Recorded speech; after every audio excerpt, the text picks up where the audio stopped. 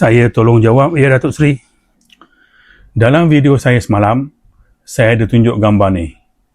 Saya pun tak pasti, betul ke PMX tak tahu apa salah dia? Okeylah, mengambil kira PMX betul-betul tak tahu, hari ini saya tolong bagi tahu. Sebab kalau nak harapkan ceplos-ceplos, memang taklah. Tonton video ni sampai habis, jangan lupa subscribe, follow saya, komen, like dan yang paling penting, repost video ni. Saya rasa saya faham apa yang PMX maksudkan. Kalau dipandang dari sudut pertumbuhan ekonomi, pelaburan asing dan nilai mata wang memang sesuai dengan kenyataan.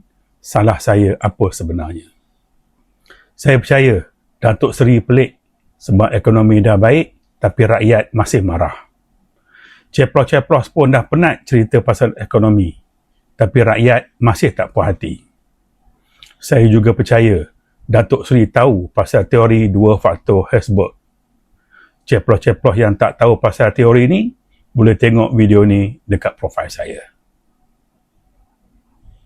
Menurut teori dua faktor Herzberg, pertumbuhan ekonomi, pelaburan asing dan nilai mata wang adalah faktor higien sahaja.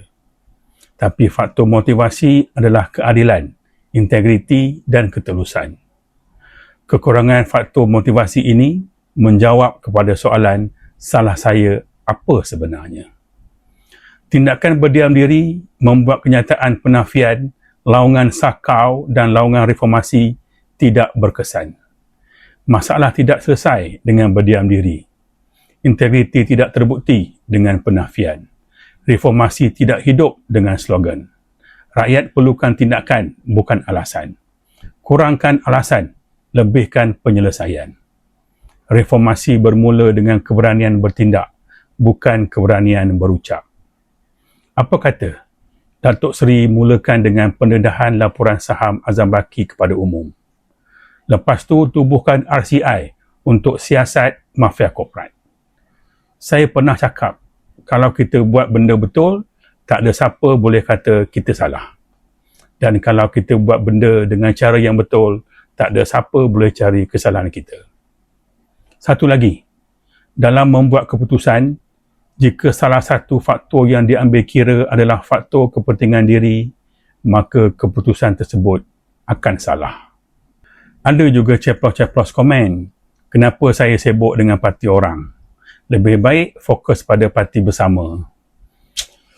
Parti bersama baru 2 bulan. Setakat ni saya tengok parti bersama berada di landasan yang betul. Alah, dia ahli parti bersama.